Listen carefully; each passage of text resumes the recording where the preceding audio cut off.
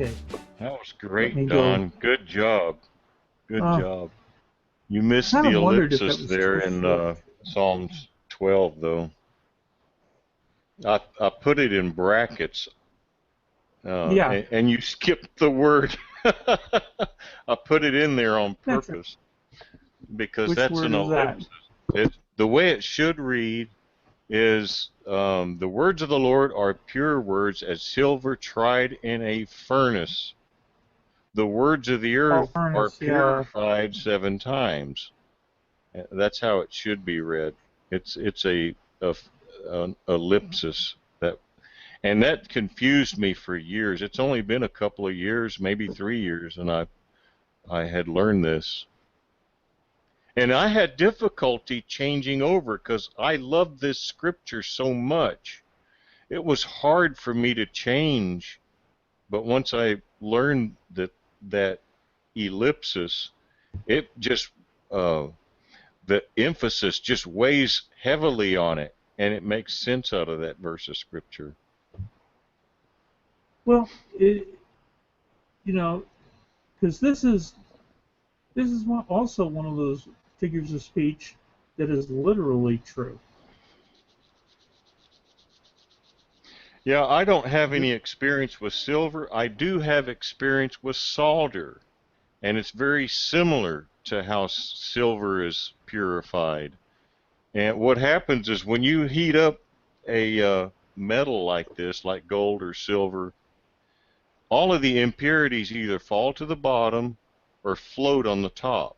The top hmm. is usually oxidation, and you can pour that off, and you pour it into a different container, and then to refine it some more, you heat it up and pour it into another container, and you get the pure product out of that. It's really interesting because if you try to make something with the impurity in it, that it's going to show up in the final product. If you pound out silver and you got some of the dross, some of the impurities mixed in with it, and you start pounding it out, it shows up in the final product and makes it look ugly. Hmm. Hmm. Interesting about metal. That is interesting. Yeah, And because with solder, I work in. I was going to say with solder, which is really similar. If that dross gets on the top of solder and you run a PVC PCB board, a printed circuit board over the top to solder all the connections, if that dross is on top, floating on top, it will cause shorts in the circuit, and they have to be reworked. Interesting about metal. Sorry about that. That's okay. See, that's what. Look, learning things is just always cool as far as I'm concerned.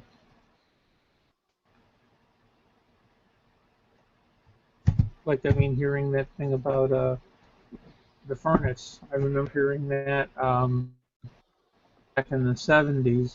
That really stuck with me. That that silver can't be purified more than Oh, 7 times. something else I should mention that you were saying, I just wanted to help you get clarified on. Galatians, it's doctrine, reproof, and correction. Okay, Galatian corrects the doctrinal error. Didn't Galatians I say that? corrects the and sort of. You said from the failure of Corinthians, which isn't actually accurate, but the reason I bring The this up doctrinal because this is error that developed what happened is in Galatia is this circumcision thing became a doctrine, and they put it into practice. They took that doctrine and they put it into practice. So they were practicing wrong doctrine, okay? And it was because of the failure to fully understand the doctrine of the book of Romans. Okay, now the distinction between that and Corinthians, Corinthians corrects the practical error. And so it's doctrine reproof. Reproof, what it does, reproves us where we've failed. And then, of course, if something continues, like this circumcision thing, and it turns into a doctrine, like the Trinity today in our day and time, it has turned into a doctrine, and it's been put into practice. To our Trinity doctrine today is parallel to the circumcision doctrine back then. So, and what it does, that doctrine inhibits the freedom, the liberty we have in Christ.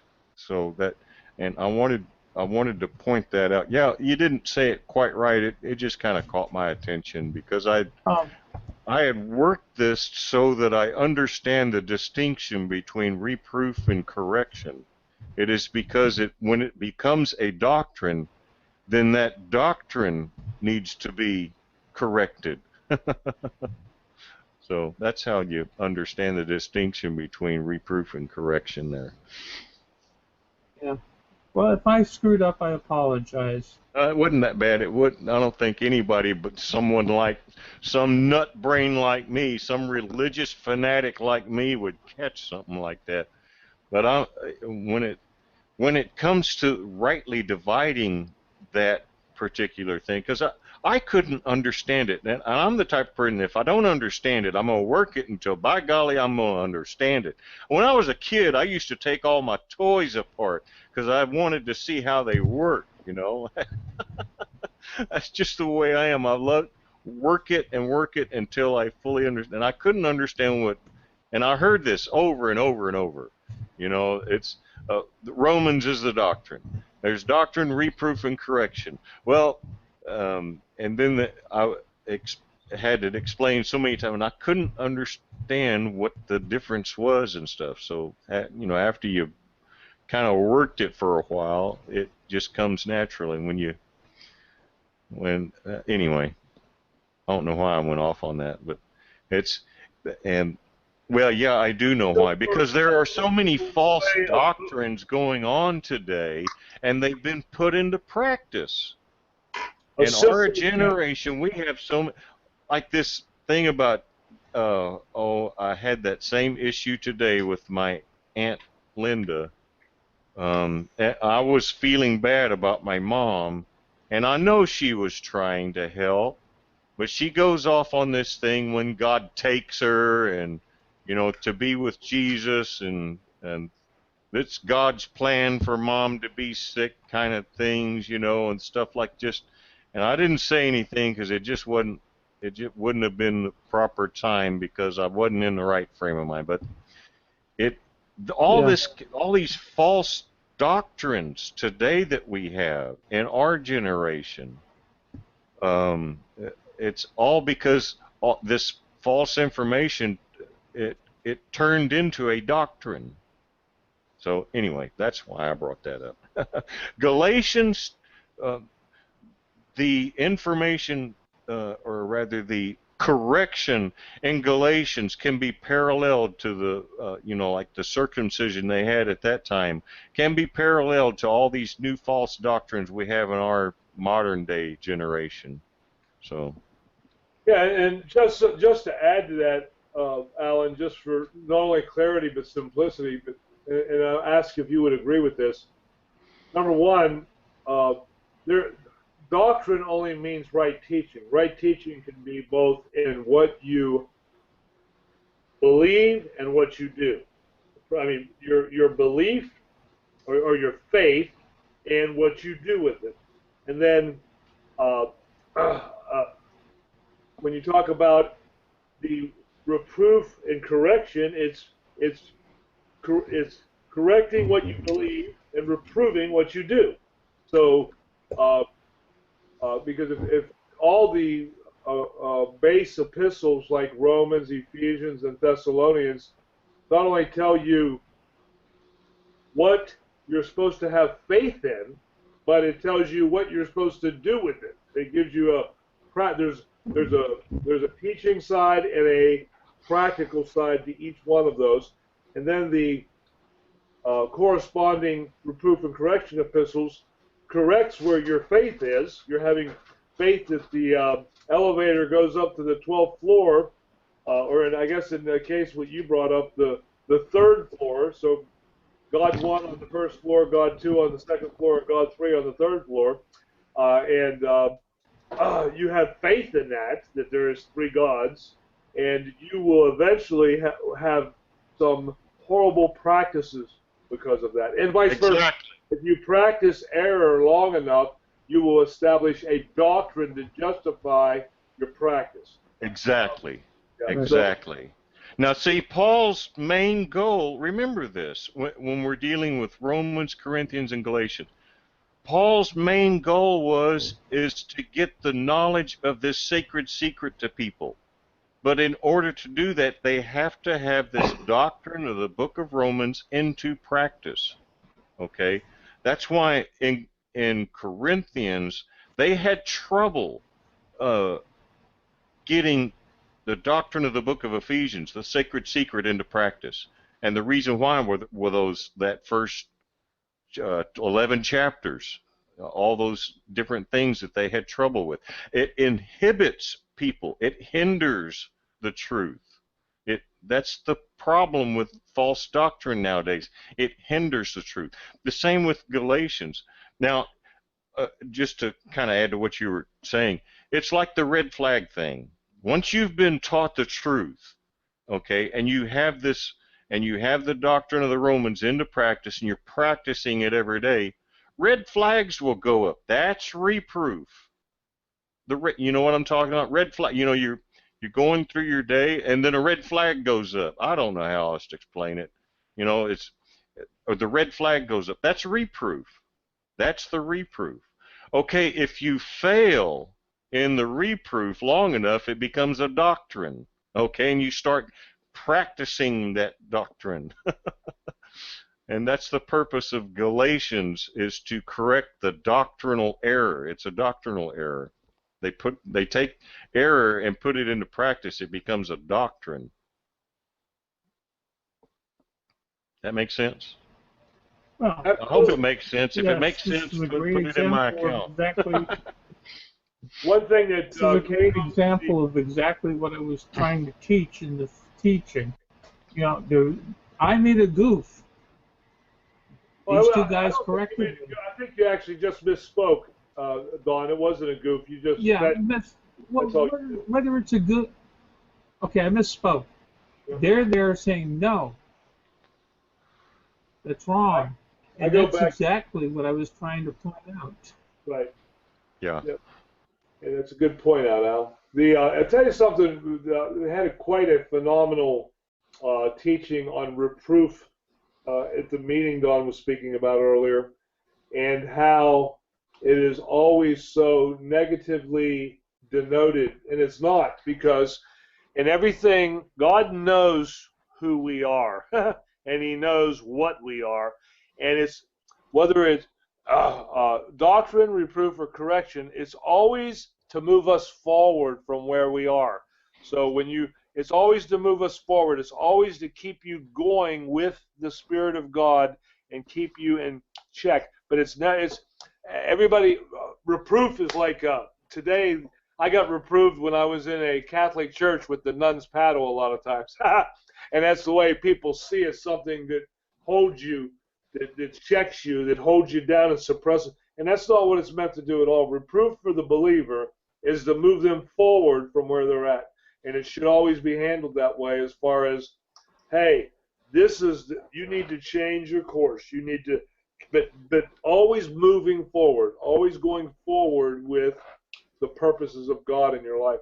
And I thought that was quite an interesting. He gave a beautiful illustration of it with just a simple little thing, like a guy sitting on a chair with an arrow behind him, pushing him forward, and in front of him, pulling him forward. And that's what God is constantly doing. He's encouraging us to go forward with the truth from whatever state we find ourselves in. And I think that was beautiful. I only bring that up is because we have such a oppressive teaching uh, system in our culture today. It's a real oppressive teaching system. It's number one, you beat people up with things, you force things, and just like study to show yourself approved unto God. That study is not. Most Americans misunderstand it because it's not a. We think a study. We think about the grinding homework and it's meditating on things. It's holding things in your heart and establish them and convicting them so that you can get a better picture of it. Just like you were sharing about with what you're doing with Romans. You are convicting that book in your heart, and as you do that, God just keeps on showing you more and more and more. It's really a beautiful thing. It's always moving forward. Amen. Always moving forward. I um I tell you guys, I actually started practicing the guitar again. I've had that thing collecting dust for a couple of years now, and my aunt recommended, it was a week or two ago, that I start. Uh, do you still have your guitar? Yeah. Well, won't you start playing some of those old gospel songs? So I pulled out I got Sing Along the Way and an Until Then that I used to play I used to play in fellowship, and I'm having a blast with that. I want to get prepared so that I can offer to play in fellowship here locally with Robert Witt and his fellowship. I'm not quite ready. It's going to take me a couple of weeks, but I have really been enjoying it. To Jesus every day, I find my heart is closer drawn. I got to find myself singing it to myself during the day now. Cool. He lives, Yeah, he lives, Christ Jesus lives today. He walks with me and talks with me along life's narrow. Now I find myself singing a lot of these songs. Beautiful.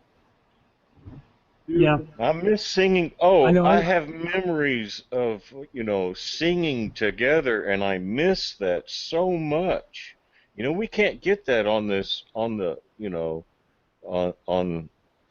online fellowships, and I miss that so much. Well, we can sing together. I mean, we do it on Sunday mornings. Yeah, it's not the same. I mean, you get a handful of believers together singing together. Um, there's nothing else like it. It's just great. Yeah. I miss doing I, that. I, w- I will tell you the one time that always stands out for me in singing is the Rock of Ages 1974. The Rock of Ages, for those of you who don't know what it is, was a uh, gathering together of the ministry that we used to do back in the 70s in this ministry we were in. And in 1974, I was preparing to wow, and we got there the night before, and we were in a trailer park with them, and somebody just came through and said, "Believers meeting at 10 o'clock." So a few of us went over, and there were about 70 or 80 of us sitting around this big, huge campfire in a circle. And we're sitting, until you have sat out there at night with the stars in the sky, with the fire going, and you start singing, what's the name of the song? How Great Thou Art. Not How Great Thou Art. Yeah, How Great Thou Art. And, you're sitting there around this campfire with 80 of you singing it, and just the stars shining up above, and you can just look into the sky as you're singing that part, and you can see all the worlds his hands have made, and it just absolutely lived for me that night. That song, just an awesome thing. I remember I going wish to we a could do, camp. you know, like I said, I wish we, I, I, I remember going to a camp one time when I was in California, and oh, we were loaded with kids too, and we sang the Noah's Ark song. I can't remember how it goes, and that was so much fun. yeah, Oh, we had to have breakfast together and sing a couple of songs right after that, and the whole the whole building rocking it. I forgot how that yeah, song goes. And God told Don, Noah to yeah, build Yeah, that's it. That's the one. Noah to build an arky made it out of. go for Barky, Barky. Yeah, that's a great So, song. Lord, so rise and shine and give God your glory. Glory, glory, rise and shine. Give Rise God and the glory, shine, glory. give God the glory, glory, rise and shine, and give God glory, glory. Oh Great God, you song. guys have heard Oh, me I sing. love that. Now you'll hate me. And then the rain You'll stopped, hate me. drip, drop. Yeah. Yeah. Anyway, I got about another couple of weeks of practice, and I should be ready. Okay, well that's cool. I've been practicing for 40 years and I'm still not good enough.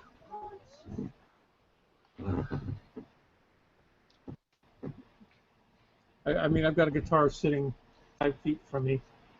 It's sitting in a case where it's been since I decided to get back into it. I bought new strings and everything and put it in the case, and it's still sitting there. Well, Not have going to a get any better that way. I'm going to need to get to the. I got to get some sleep. I love you with all my Okay. heart. All Okay, right, good Michael. night. God bless you, brother. Good night. We'll see you next week. Mike, do you want to teach next week? Or Absolutely. did you, Alan? Oh, no, Alan asked Well, for it. actually, Michael, you go first. That way, it'll give me a little bit of extra time to condense what I want to share. No problem. So you want 2 weeks? 2? Yeah, that's fine with me. A week after this next Monday. 2 weeks from tonight. Okay, so Mike, you take Monday, Alan will take the week later, and maybe we can twist Culp into taking the next one, twist his arm. Faith, love, and hope, Don. God bless you, Michael. The teaching is going to be faith, God love, bless Mike. Okay, well, send me an email, because I always forget this stuff. Let's see. Thursday night. Are we off the air? Let's take us off the air. Just a second. Yeah.